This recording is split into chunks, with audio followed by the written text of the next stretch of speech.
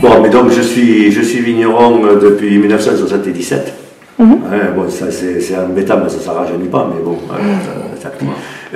Donc mon père était vigneron aussi, mon grand-père aussi, et mon arrière-grand-père aussi. Et donc ça remonte vers, plutôt que je suis remonté, là c'est 1861. Avant, j'ai aucune trace. Donc voilà, le domaine de Léris existe depuis donc, ce temps-là.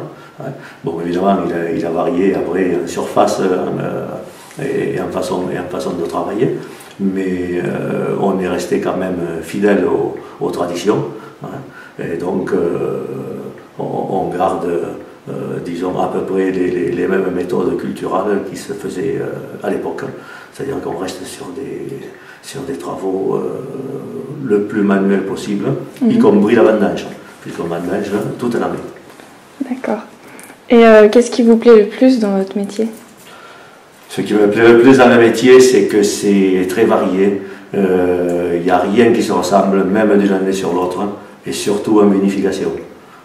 Il n'y a aucune recette, on ne peut rien appliquer, on ne peut pas dire telle parcelle cette année, avec telle parcelle, j'ai fait une super cuve. L'année d'après, si on fait la même recette, on aura tout faux. Donc il faut se remettre en question tous les ans. Voilà. Et c'est vachement intéressant. Et est-ce qu'en quelques mots, vous pouvez m'expliquer votre terroir? Bon, le terroir, en quelques mots, c'est difficile, parce qu'il faudrait des heures et des heures pour l'expliquer. Donc, comme vous l'avez vu, on est sur 80 ou 90% de schiste, donc de différentes couleurs et de différents pH. Donc, on joue ici sur les cépages et sur les expositions. Donc, ces terroirs de schiste vont nous donner des vins avec des tanins très fins et très élégants. Donc, bon, après, on n'a pas de mérite en vinif, puisque c'est le terroir qui nous donne le meilleur des humains. Voilà.